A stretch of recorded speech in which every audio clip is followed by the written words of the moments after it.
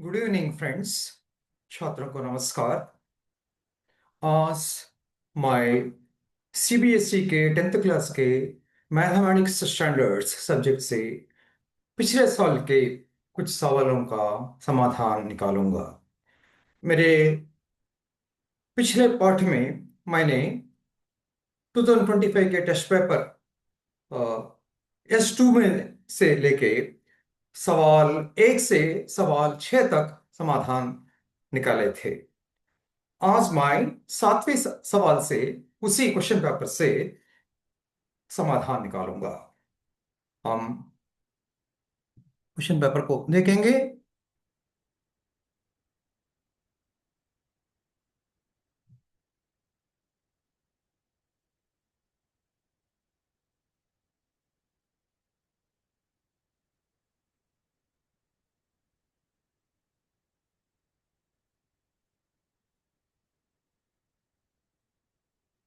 हाँ, इफ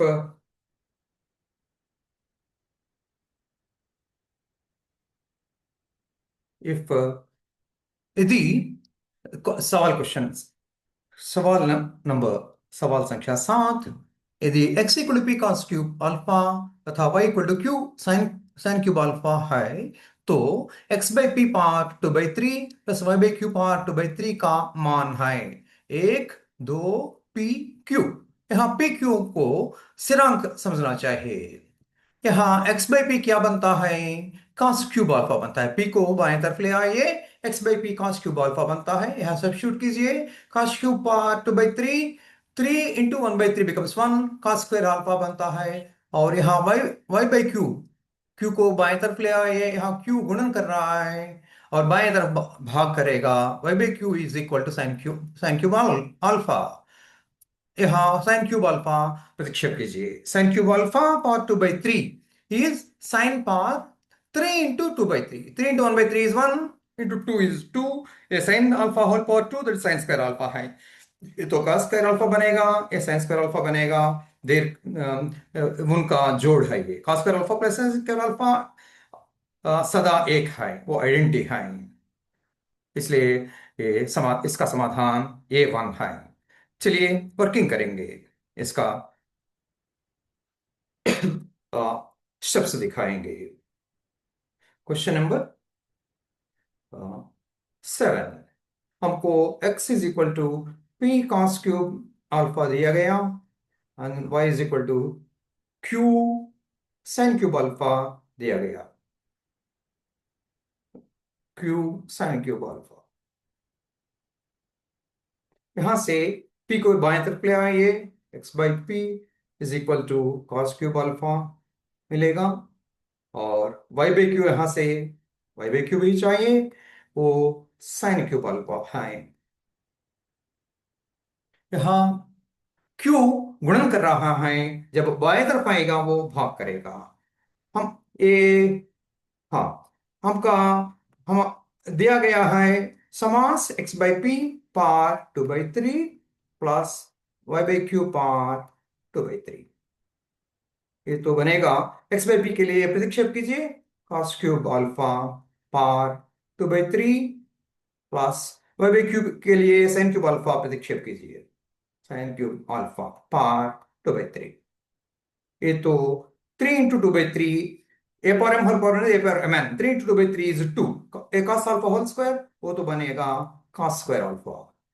ऐसा ही sine cube alpha power 2/3 sine power 3 into 2/3, 3 into 1/3 is 1, into 2 is 2। ये तो साइन अल्फा होल स्क्वायर, वो साइन स्क्वायर अल्फा बनेगा। cos स्क्वायर अल्फा से प्लस साइन स्क्वायर अल्फा, एक ही कोण के लिए cos स्क्वायर और साइन स्क्वायर का ये प्रमेयों का ये योग है, जोड़ है, इसलिए ये सदा 1 है।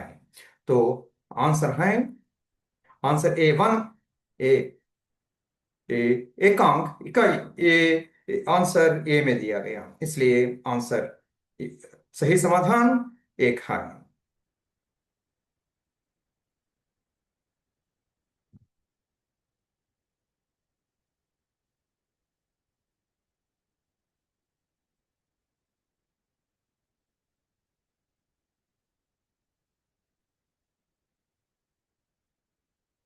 हाँ, तो 7 1 7 कैपिटल ये हैं, 7 कैपिटल ये हैं, ये स्मॉल ये नहीं, कैपिटल ये हैं।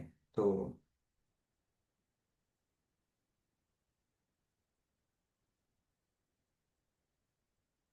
ये कैपिटल ये हैं। तो ये सही है, जब उत्तर है। आ, चलिए अगला अंक देखें, अगला सवाल देखेंगे, ये इसमें से मिलेगा।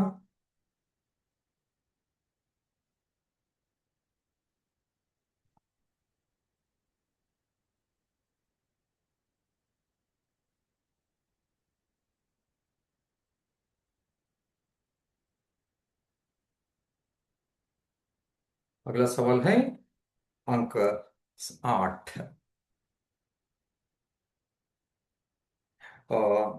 सवाल 8। एबीसी एक त्रिभुज है। बी एक्स अक्ष पर वाई अक्ष से 4 इकाई की दूरी पर इसके दाईं ओर स्थित है। सी वाई अक्ष पर मूल बिंदु से 3 इकाई की दूरी पर स्थित है। यदि एक ही निर्देशक 0 और 0 है तो त्रिभुज एबीसी का परिमाप है 7 इकाई, 12 इकाई, 6 इकाई, 15 इकाई। चलिए देखते हैं।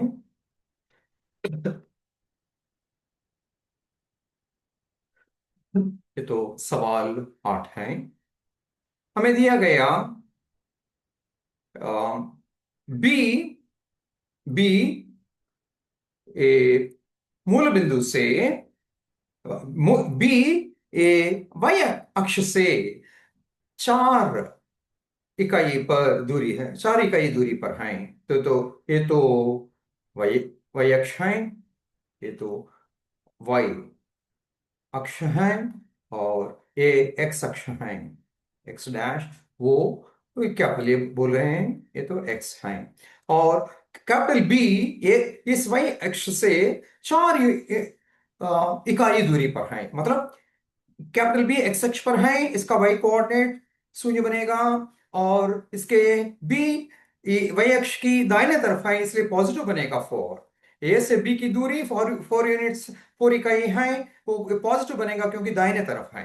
ऐसा ए बी 4 यूनिट्स है और बी ए का दाहिने तरफ, ये सब यहां से यहां तक ये पूरा दाहिने तरफ होगा इस वाई अक्ष का। और सी इस x y अक्ष पर है, इसलिए इसका x निरूपक 0 बनेगा। और c x अक्ष से 3 इकाई दूरी पर है। तो अगर c आप y x अक्ष के ऊपर ले सकते हैं या पीछे भी, नीचे भी ले सकते हैं, पहले ऊपर ले लेंगे। इसलिए ये तो धनात्मक बनेगा। और ए सी 3 यूनिट्स बनेगा, ए प्लस 3 आएगा। सी के निरूपक 0, 3 बनेंगे, बी के निरूपक 4, 0 बनेंगे। और एक्स वाई अक्ष और एक्स अक्ष इन दोनों के बीच में कोण जो है वो समकोण है, वो लंब कोण है, वो 90 डिग्री है, इसलिए हाँ। और इस दोनों निरूपक जो है, निरूपक अक्ष जो है एक्स और वाई अक्ष, यहाँ खंडन कर रहे हैं कैपिटल ए पर। ये मूल बिंदु है, उसका नाम कैपिटल ए गया है। और उनके निरूपक इस बिंदु के निरूपक बनेंगे 0 और 0। और इस त्रिभुज का परिमाप नापनी चाहिए। इसलिए हमको ए सी चाहिए, सी बी चाहिए और बी ए चाहिए। ए बी तो 4 इकाई बनेगा, ए सी तो 3 इकाई बनेगा, और ए बी ये तो समत्रिभुज है, राइट ट्रायंगल। इसलिए इसलिए पाइथागोरन सूत्र, इसको हम अप्लाई करेंगे, और बीसी को निकालेंगे। बीसी के क्या बनेगा, ये तो विकर्ण है, हाइपोटेन्यूज है, इसलिए इसका स्क्वायर 3 स्क्वायर और 4 स्क्वायर का जोड़ होगा। इसलिए ये तो बनेगा √3 स्क्वायर प्लस 4 स्क्वायर। ये तो 3 इकाई हैं ऐसी, ये भी तो 4 इकाई हैं। हाइपोटेन्यूज √3 स्क्वायर प्लस 4 स्क्वायर बनेगा, 3 स्क्वायर 9 है, ये तो 4 स्क्वायर 16 है, ये तो 25 है, √25 5 है, √5 स्क्वायर है, इसलिए स्क्वायर रूट फाइव स्क्वायर इसका स्क्वायर को कैंसिल करेगा, और ये तो फाइव बचेगा। और सदा इन इन इनके मानों को धनात्मक लेनी चाहिए। एक भुज के मान को सदा धनात्मक लेनी चाहिए। इसलिए ए सी 3 इकाई है, ए बी 4 इकाई है, और सी बी 5 इकाई है। हमको चाहिए इसका परिमाप। ये परिमाप क्या बनता है? ए बी 4, इसको क्या, इसको लिखेंगे A B plus B C plus C A. ये तो हमको परिमाप है। ये तो ट्रायंगल एबीसी का परिमाप है। परिमाप परिमाप परिमाप है। और हाँ, ए बी कितना है? 4 अंक। ये धनात्मक मान लेनी चाहिए। ए बी का मान 4 अंक, 4 है। और बी सी का माप 5 लेनी चाहिए, धनात्मक का। और एसी का माप 3 लेनी चाहिए, ये 3 इकाई। ये क्या है? 9 + 3 12 यूनिट अंक इकाई है।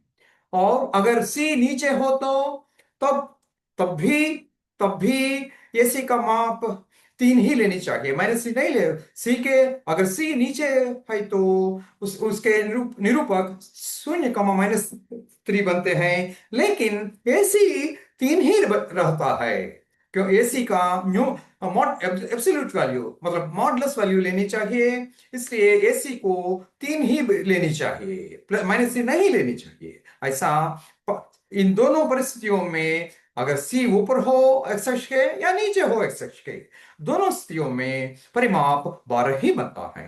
चलिए देखते हैं समाधान क्या है।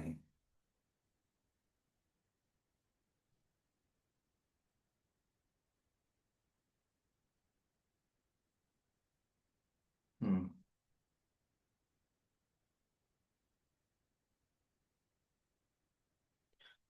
हाँ, तो ये 12 इकाई हैं।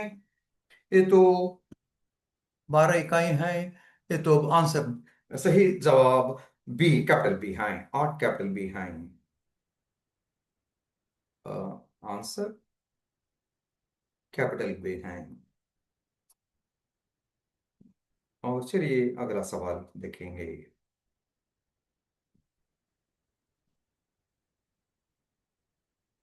ये तो सवाल 9 है।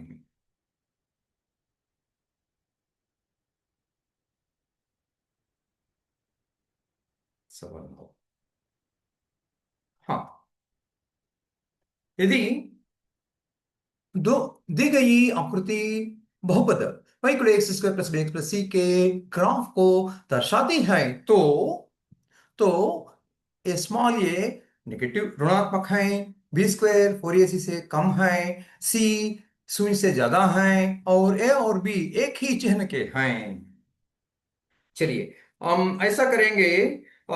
इसका एक स्टैंडर्ड फॉर्म है। ये तो पैराबोला है, y = x² या y = जैसा। इसके स्टैंडर्ड फॉर्म को देखेंगे। आ, हाँ, तो चलिए स्लाइड में जाएंगे।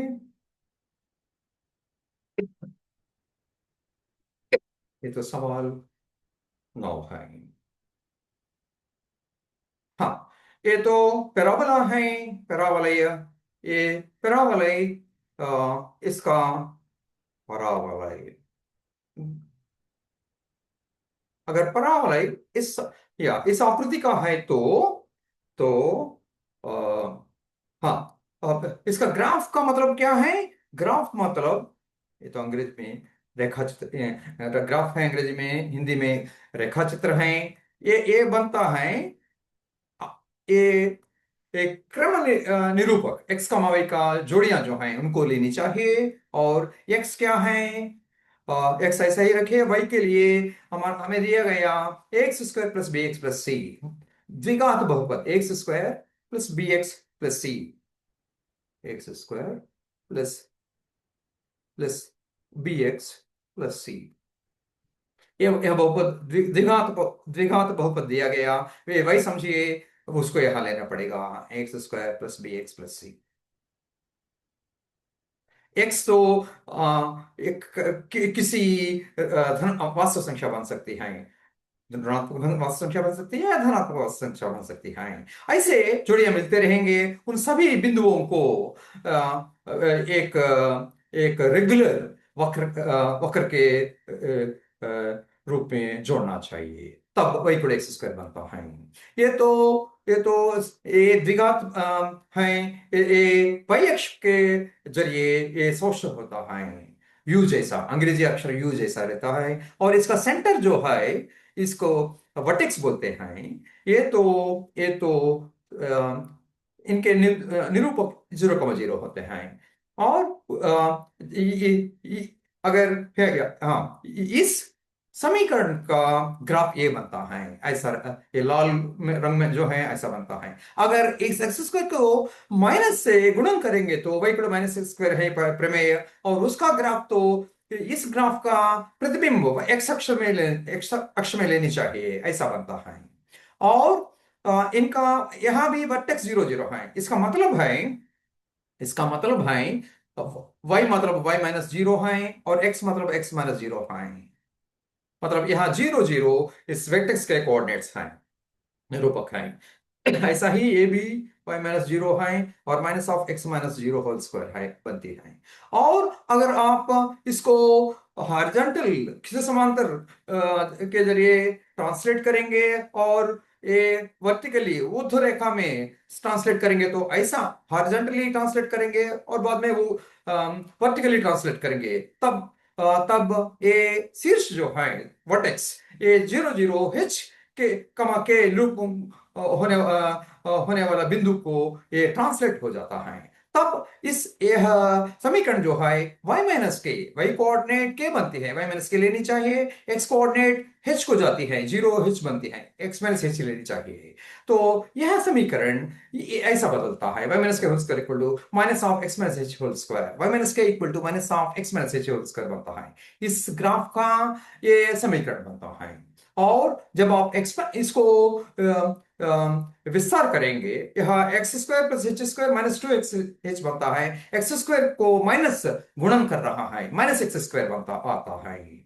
और x का ज्यादा घात तो एक्स स्क्वायर है, उसका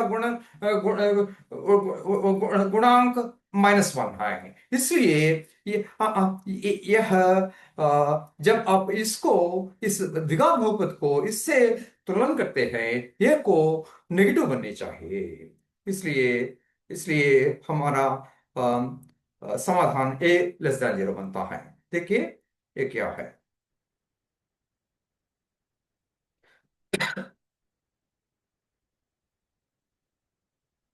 हाँ, ये तो नवा नवा सवाल है।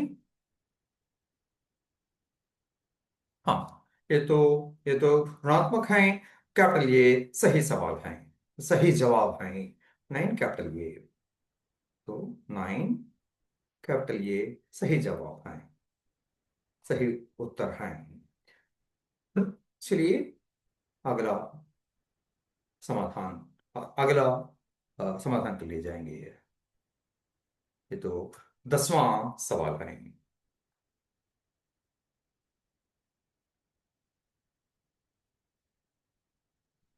हाँ, भूमि 10वां सवाल, भूमि से 50 मीटर की ऊंचाई पर एक पतंग उड़ रहे हैं। भूमि के साथ डोरी का उन्नयन कोण 60 डिग्री है। पतंग की डोरी की लंबाई है 100/√3 मीटर्स, या 100√3 मीटर्स, 150 मीटर्स, या 50/√3 मीटर्स। तो एक पतंग उड़ रहा है, भूमि से उसका ऊंचाई है 50 मीटर, और पतंग को, हाँ, भूमि के साथ डोरी का उन्नयन, ऊर्ध्वकोण जो है वो 60 डिग्री है। चलिए हाँ, ये पिक्चर बनाएंगे।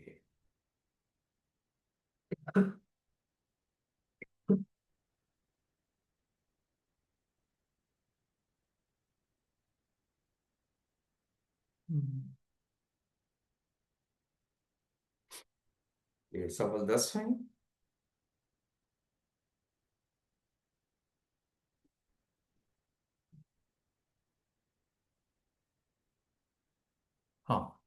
सवाल 10 है। तो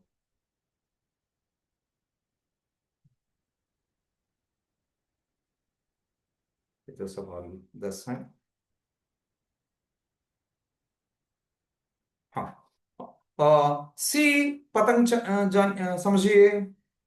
ये तो सी पतंग है और ये 50 मीटर की ऊंचाई पर है। बी उसका बी जब इसके नीचे प्रोजेक्शन का पॉइंट समझिए कि सी का प्रोजेक्शन है भूमि पर, वो बी समझिए। और ए से इसको परिशीलन कर रहे हैं इस पतंग को। ये उन्नयन कोण जो है वो 60 डिग्री दिया गया है, 60 डिग्री। और और अब ऐसी तो पतंग की डोरी बनती है, इसकी लंबाई चाहिए हमें, इसकी लंबाई चाहिए। और इन तीनों में क्या संबंध है? ये तो समकोण त्रिभुज बनती है। क्यों? ये बी, एंगल बी जो है, ये बी सी तो ऊर्ध्व रेखा बनती है, ये भी तो क्षितिज रेखा बनती है। इसलिए ये ऊर्ध्व रेखा और क्षितिज रेखा के बीच में कोण जो है वो लंब कोण है या समकोण है। इसलिए ये लंबकोण त्रिभुज है।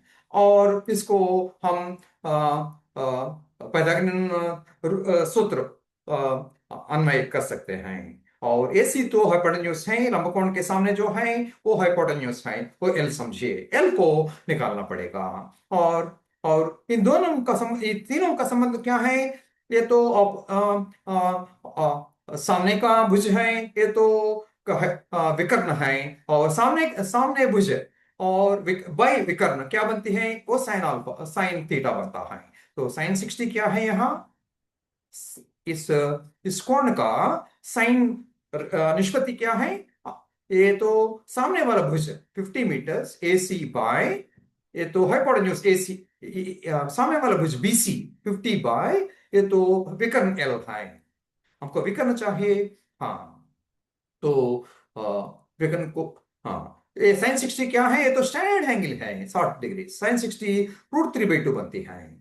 और दिस इज इक्वल 50/L। यहां से L निकालेंगे, हमको L चाहे, बाएं तरफ ले आइए, डिनोमिनेटर में है, हर से यहाँ अंश में आ जाएगा, L बनेगा।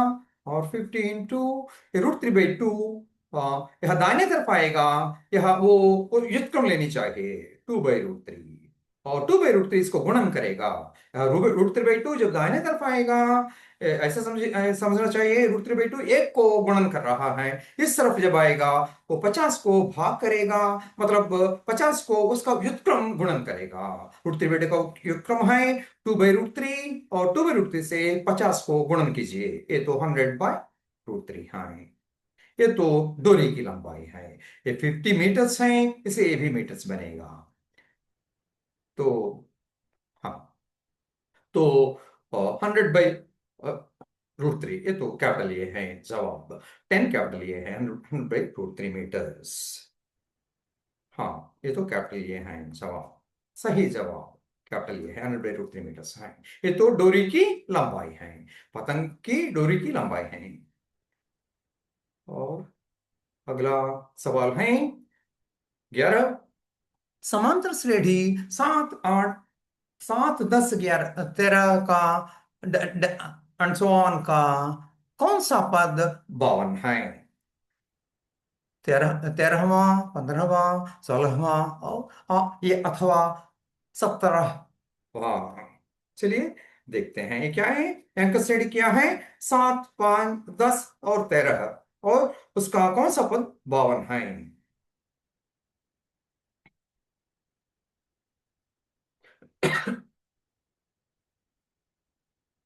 हाँ, ये तो शायद वो 11 है क्वेश्चन। क्वेश्चन 11 है।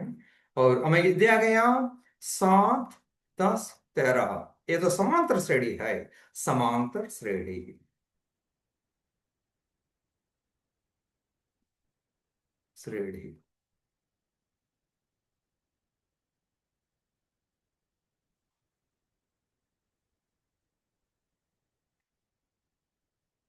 और मतलब क्या है? अगर एक पद को, पद में से उसका पूर्व पद निकाल घटाएंगे तो वो ऐसे बने हुए भेद सब सब एक ही बराबर होंगे। ऐसी श्रेणी को समांतर श्रेणी बोलते हैं। असल में इसको अंक श्रेणी बोलना थोड़ा ज्यादा अच्छा लगता है। हाँ, हाँ, इसको हमें दिया गया यहाँ 52 बन के एक पद है। वो उसका स्थान ढूंढना पड़ेगा। तो ये तो पहला पद है, T1 बोलते हैं, फर्स्ट टर्म T1 बोलते हैं। ये तो सेकंड टर्म है, T2 है।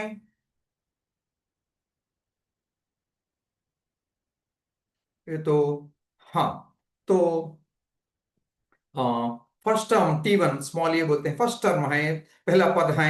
यहाँ बाएं से दाहिने तक गिनते जाएंगे, ये पहला पद है, दूसरा है, तीसरा है, ऐसा।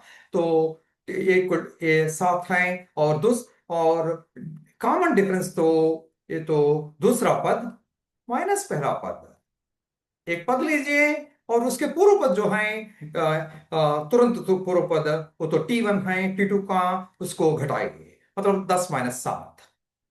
ये 10 - 7 क्या है? 3 है। ये तो हम समांतर श्रेणी है। मतलब यहाँ ये भेद जो है, ये सक्सेसिव भेद बोलते हैं, कंसेक्यूटिव भेद, ये सब बराबर होंगे। क्योंकि ये दिया गया है कि ये समांतर श्रेणी है। और ये तो nth टर्म समझिए, इसको nth टर्म समझिए, Tn समझिए। Tn ए और डी के पद और n के पदों में हम लिख सकते हैं। Tn equal nth term equal to a plus n - 1 into D. ये तो समांतर श्रेणी में साधारण पद का फॉर्मूला है। ये तो T1 है, ये तो आदि पद है, तुल्य पद है। ये तो सामान्य साधारण भेद है। ये तो n तो ये है n तो यहाँ सफिक्स जो है वो है। और ये मतलब 7 है प्लस n - 1। और डी मतलब डी क्या है? 3 है।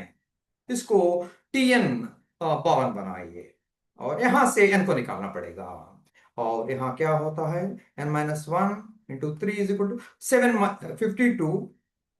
उस तरफ जाके माइनस बनती है, यहाँ प्लस है, दूसरी तरफ जाके माइनस बनती है। ये तो 45 है, 52 - 7 45 है। 3 इसमें कटेगा, इसलिए 15 बार, इसलिए n - 1 3 15 बनती है। और -1 को दाएं तरफ ले जाइए, n तो 15 + 1 है, ये तो 16 है। मतलब 16वां पद, ये 16वां पद जो है वो 52 है।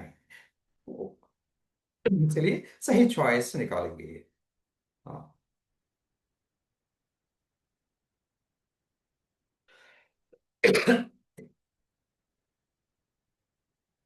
ये तो,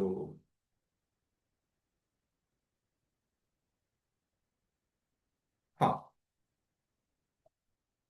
हाँ है, हाँ, हाँ, इसमें 16 आया। ये तो सही जवाब है 16वां, इसलिए सही जवाब सी है, 11C। 11C, हाँ, सही जवाब है 11C, है ना? N16 है, इसलिए T16 52 16th पद बनते हैं, इसलिए आंसर सी है। इसलिए आंसर सी है।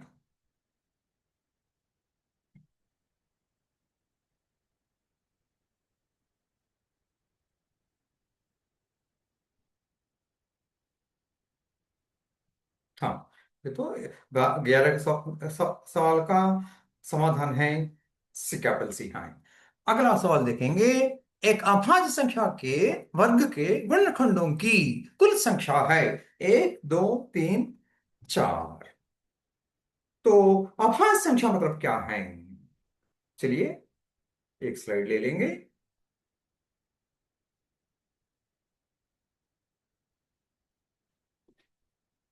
ये तो 12वां, ये तो 12वां सवाल है। अभाज्य संख्या, अभाज्य संख्या, अभाज्य संख्या मतलब ये तो एक धनात्मक संख्या है, और वो एक से भी ज्यादा है। ये धनात्मक संख्या, धन पूर्णांक है। वो पी समझिए, अभाज्य संख्या पी समझिए। यदि एक धन पूर्णांक अगर वो एक से ज्यादा है तो धन पूर्णांक जो एक से ज्यादा है उसके गुणनखंड कुल दो ही हो तो मतलब एक तो सभी पूर्णांकों का गुणनखंड है और स्वयं एक गुणनखंड बनेगा। हर एक पूर्णांक को अपना स्वयं मान जो है वो एक गुणनखंड बनेगा। क्यों? P equal to 1 into P लिख सकते हैं। एक तो इसका गुणनखंड है और P भी इसका गुणनखंड है। इसके इन दोनों के अलावा अगर तीसरा तीसरा गुणनखंड हो तो ऐसे संख्या को धन पूर्णांक संख्या को हम अभाज्य संख्या बोलते हैं। अभाज्य संख्या मतलब उसको दो ही गुणनखंड होते हैं। एक तो इकाई है, एकांक है, और दूसरा तो स्वयं है। और अब इसका वर्ग ले रहे हैं मतलब पी स्क्वायर ले रहे हैं। पी स्क्वायर क्या बनती है? 1 into P होल स्क्वायर बनती है। मतलब ये तो 1 into P स्क्वायर लिख सकते हैं। ये तो पी स्क्वायर है, 1 into P स्क्वायर लिख सकते हैं। इसलिए एक तो पी स्क्वायर का एक गुणांक है और पी स्क्वायर भी पी स्क्वायर का एक गुणांक है। और इसको फिर तुल्य रूप में पी स्क्वायर को P into P लिख सकते हैं। मतलब P भी गुणखंड है। पी स्क्वायर का दो बार आता है P। मतलब पी स्क्वायर के गुणखंड क्या क्या बनते हैं? एक बनता है और पी स्क्वायर बनता है और ये P भी बनता है। P दो बार आता है, P भी बनता है। मतलब तीन गुणखंड है। P दो बार आता है, मल्टीप्लिसिटी दो बार है। मतलब गुणनखंड तो P गुण के एक गुणनखंड है। कुल गुणनखंड 1 2 3 तीन है। इसलिए एक अभाज्य संख्या के वर्ग के कुल गुणनखंड तीन होते हैं। तो चलिए सही आंसर को चुनेंगे।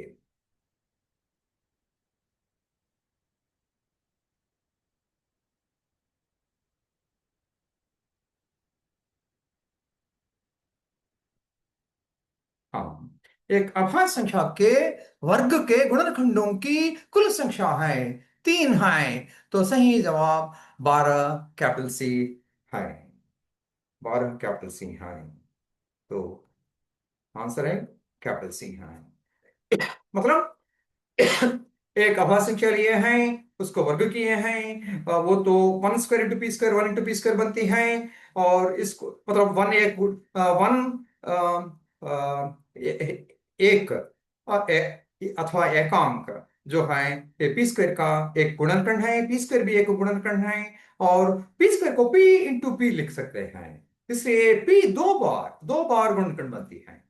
मतलब इन दोनों के मान समान है। इसलिए एक यहाँ तो गुणनखंड गिनने के लिए एक ही बार लेनी चाहिए। मतलब पी स्क्वायर के अलग अलग गुणनखंड कितने हैं? एक है, पी स्क्वायर है और पी है। पी तो एक से ज्यादा है, पी स्क्वायर भी एक से ज्यादा होगा।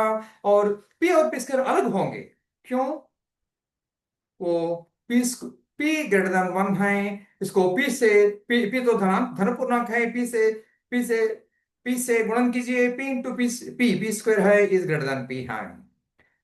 पी तो गुणन कर रहा हूं, पी धन पूर्णांक है। मतलब ये ग्रेटर देन ही रहेगा। P into P square P into 1P बनेगा। तो पी स्क्वायर पी से ज्यादा है। तो तो तो क्या तो ये तीन अलग अलग संख्याएं हैं। इसलिए कुल गुणनखंड है तीन है। 1 2 3 तीन है। तो सही जवाब C है।